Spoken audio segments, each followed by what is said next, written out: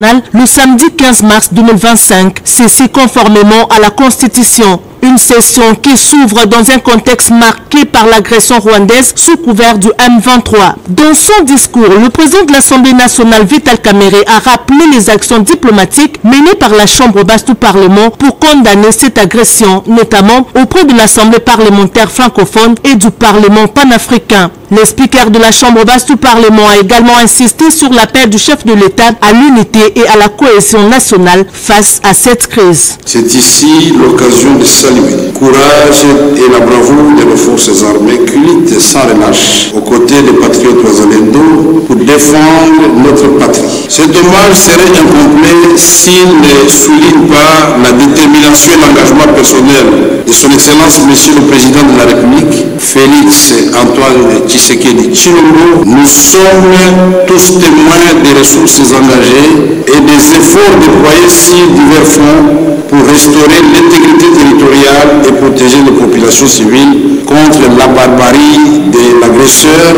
et les multiples violations des droits de l'homme dans les territoires occupés. Ici est souligné l'adoption par le Conseil de sécurité des Nations Unies de la résolution 2773 proposée par la France et qui pointe nommément le Rwanda comme force d'agression en RDC. La session coïncidant avec les mois dédiés aux droits de la femme, le professeur Vital Kamerhe a salué l'engagement des femmes congolaises et a promis de soutenir leur autonomisation. La session ordinaire de mars 2025 ne sera pas uniquement une session de contrôle parlementaire, mais elle servira également de cadre aux élus nationaux pour initier des réformes ainsi que faire des recommandations utiles pour les retours imminents de la paix en République démocratique du Congo.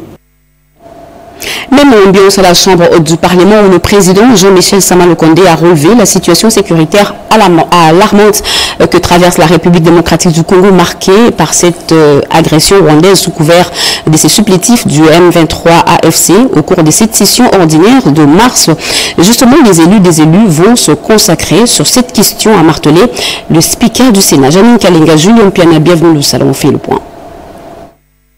En présence de plusieurs personnalités politiques, judiciaires et diplomatiques du pays, le président du Sénat, l'honorable Jean-Michel Sama Lukonde Kyenge, a dans son discours d'ouverture solennelle de la session ordinaire de mars souligné que l'heure est grave, voire même très grave, car une partie du pays est occupée par une armée étrangère qui s'est résolu de piller les richesses dont dispose la République démocratique du Congo. Au regard de tous ces crimes de masse commis par l'armée rwandaise, le président de la Chambre des sages encourage les initiatives du gouvernement qui consistent à documenter tous les cas de violation des droits de l'homme pour que la RDC puisse saisir les instances judiciaires internationales afin de réhabiliter l'honneur de toutes les victimes et de la nation congolaise. Pour les speakers de la Chambre haute du Parlement, la République démocratique du Congo paye les prix forts du fait de son hospitalité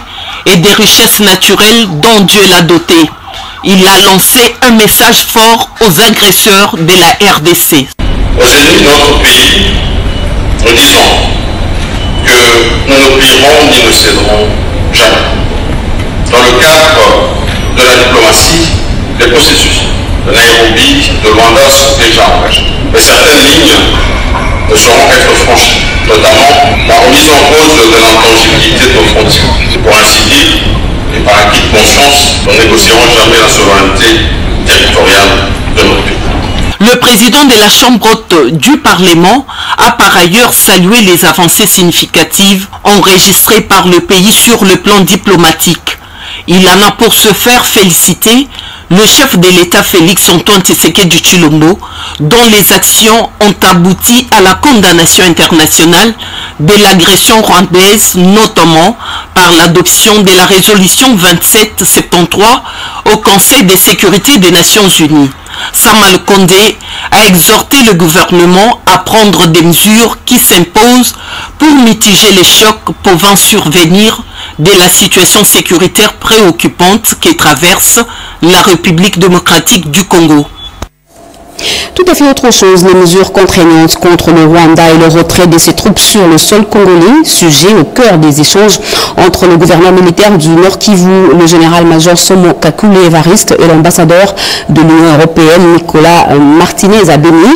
Le numéro 1 de la province du Nord Kivu a en outre dénoncé le recrutement des jeunes par les terroristes du M23 et autres violations des droits de l'homme commises par l'armée rwandaise sur le sol congolais. Regardez.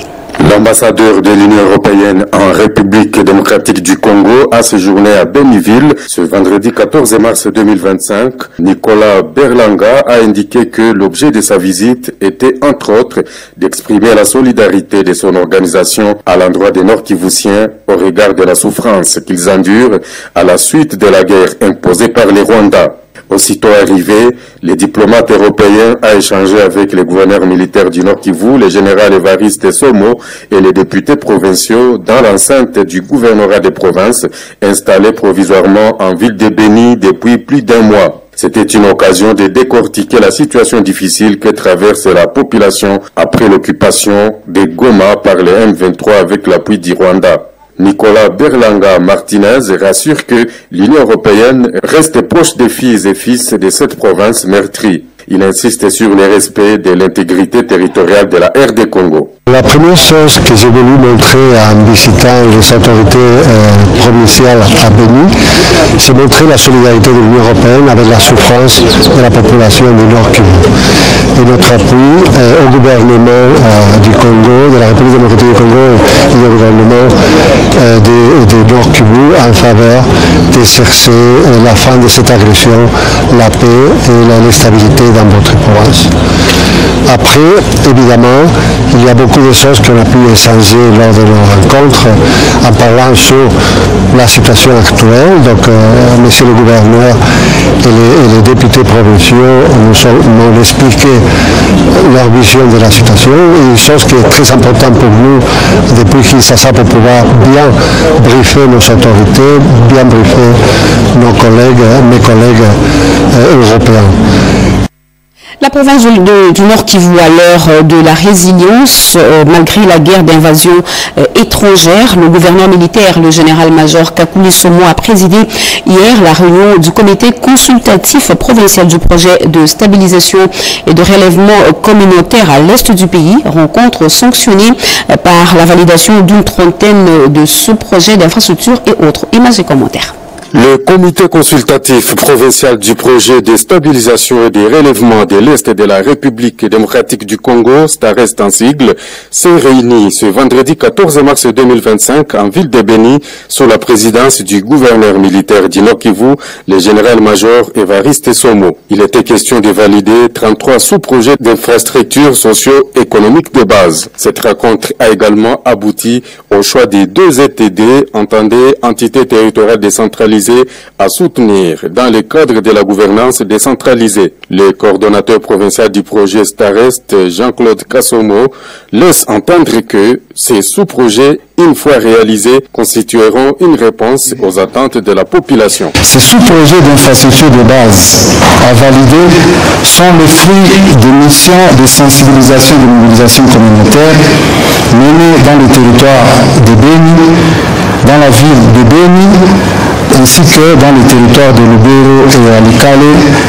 respectivement en décembre 2024 et en janvier 2025, auprès des populations.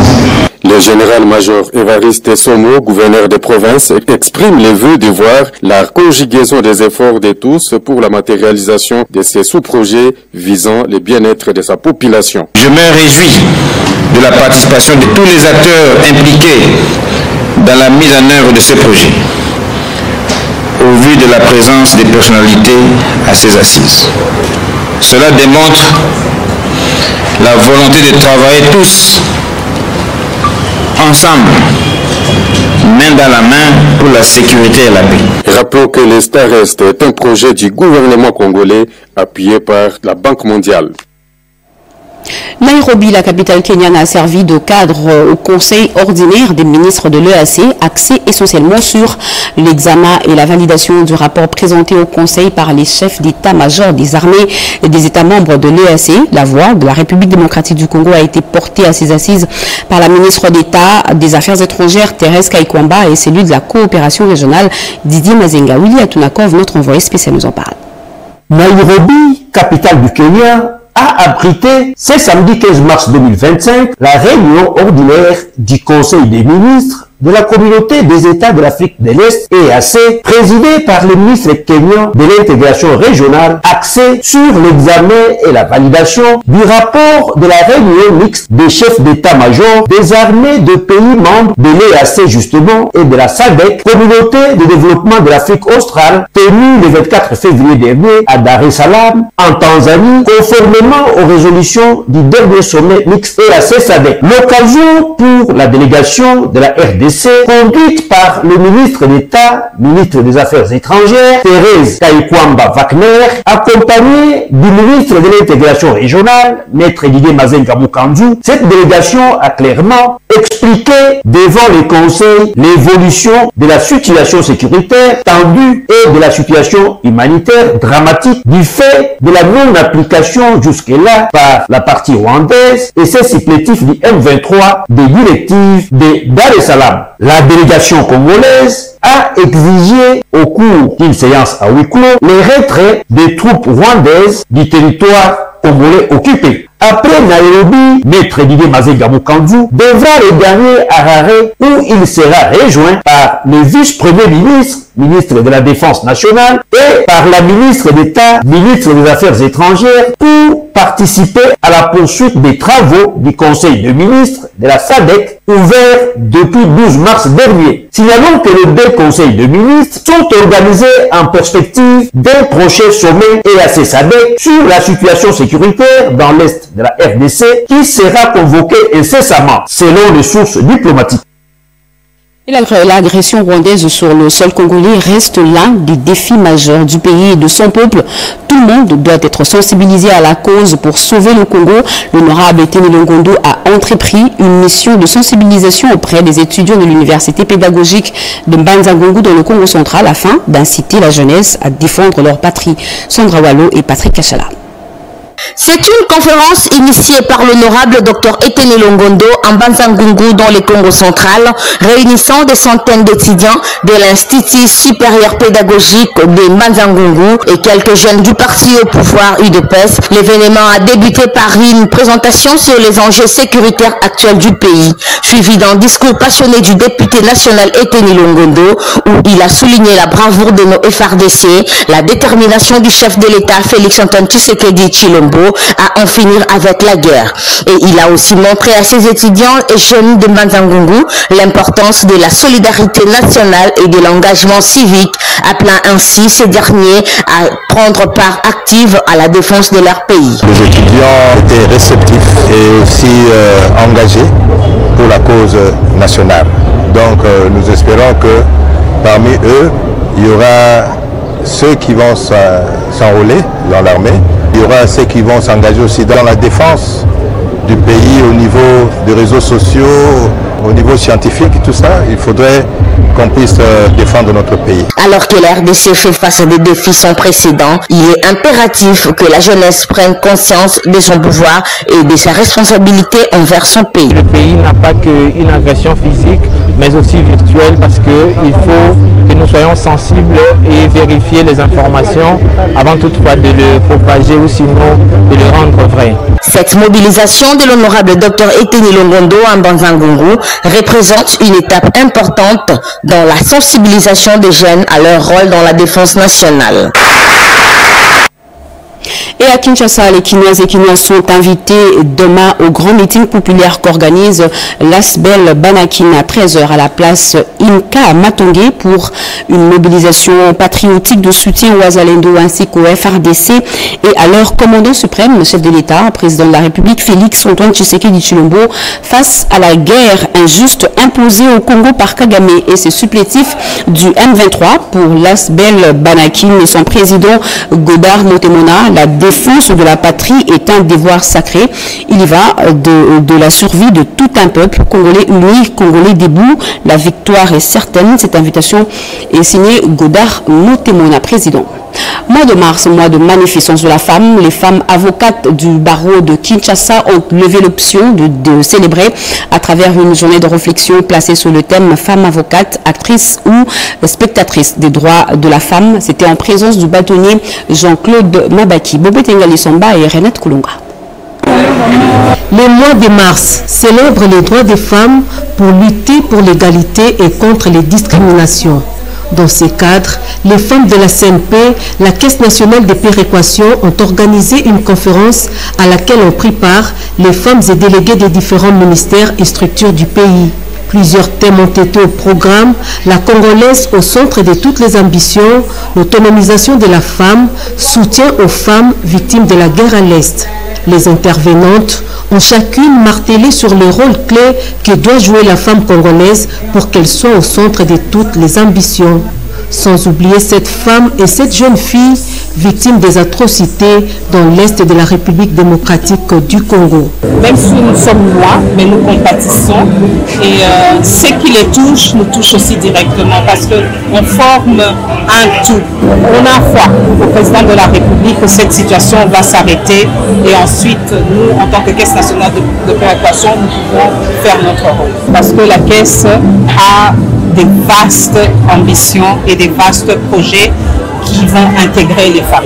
Le représentant du directeur général de la CNP qui a clôturé cette journée a exhorté les femmes de sa structure à plus d'engagement, de responsabilité et de détermination dans les tâches qui sont leurs. Sous peu, un don de sang des femmes de la CNP sera fait en solidarité au FARDC. Voilà, nous sommes donc obligés d'interrompre ce journal pour vous amener au studio Mama Ngebi pour le spectacle Congo Téléma. Je vous retrouve.